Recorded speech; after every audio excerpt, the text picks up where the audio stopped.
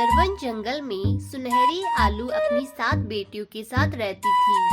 सुनहरी आलू का पति गोलू आलू मजदूरी का काम किया करता था। एक दिन एक कार से उसका एक्सीडेंट हो जाता है। इस हादसे में गोलू आलू की मौत हो जाती है। अपने पति की मौत के बाद घर की और अपनी 7 बेटियों की जिम्मेदारी अकेली सुनहरी आलू के कंधों पर आ गई।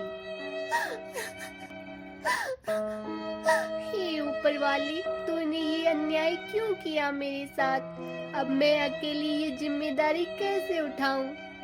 सुनहरी आलू वही काम मांगने गई जहां उसका पति मजदूरी का काम करता था। मैं ये कर लूंगी मालिक। अपनी पति की मौत के बाद अपने बच्चों की जिम्मेदारी अब मुझे ही उठानी है। वैसे भी मजबूरी इंसान से कुछ भी करवा लेती है। अच्छा ठीक है, कल से काम पर आ जाना, लेकिन हाँ, पगार हमेशा काम होने के बाद ही मिलेगी। ठीक है मालिक। काम बड़ा ही मेहनत का था।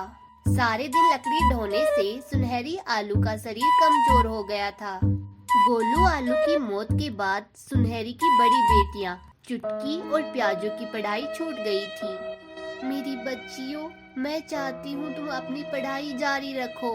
वैसे भी तुम्हारी बहनें अभी छोटी हैं। तब तक तुम दोनों मन लगाकर पढ़ाई करो। माँ, पढ़ना तो हम भी चाहते हैं, लेकिन हमारे खाने का ही गुजारा बड़ी मुश्किल से होता है। फिर स्कूल की फीस कैसे भरेंगे? सुनहरी आलू हर रोज काम पर जाती थी। एक दिन शाम को जब उसका काम खत्म हो गया तो वो अपने मालिक से बोली, मालिक, मेरा काम खत्म हो गया है। क्या अब मैं घर जाऊं? काफी देर हो गई है। मेरे बच्चे राह देख रहे होंगे। सुनहरी, तुझे तो हमेशा ही घर जाने की जल्दी रहती है। मुझे यहाँ काम करने वाले लोग चाहिए। जब और लोग जाएंगे तभी तुम जाना।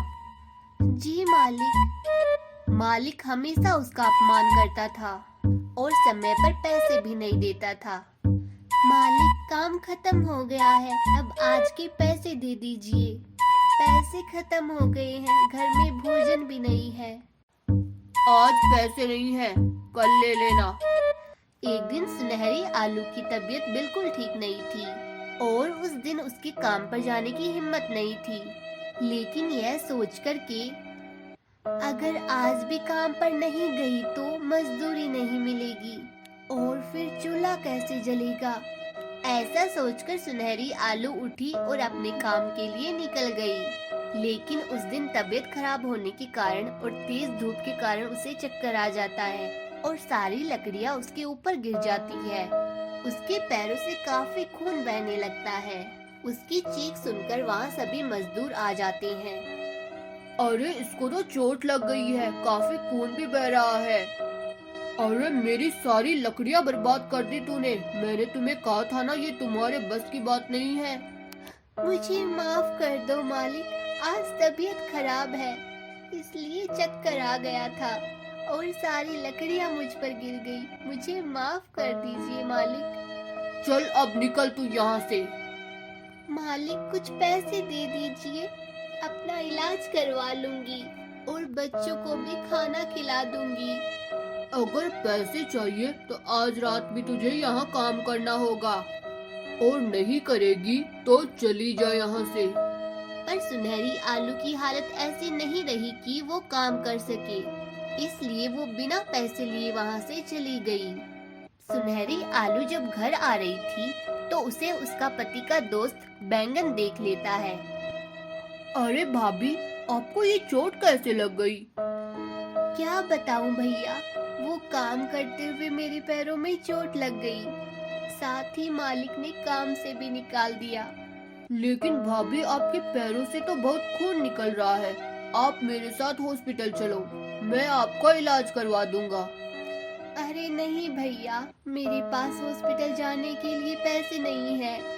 ये चोट तो खुद ही ठीक हो जाएगी। बस आप मुझे कोई काम दिलवा दीजिए, आपकी बड़ी मेहरबानी होगी। अच्छा भाभी, पहले तो आप ये पैसे रखिए, इससे आप अपनी चोट को ठीक कीजिए।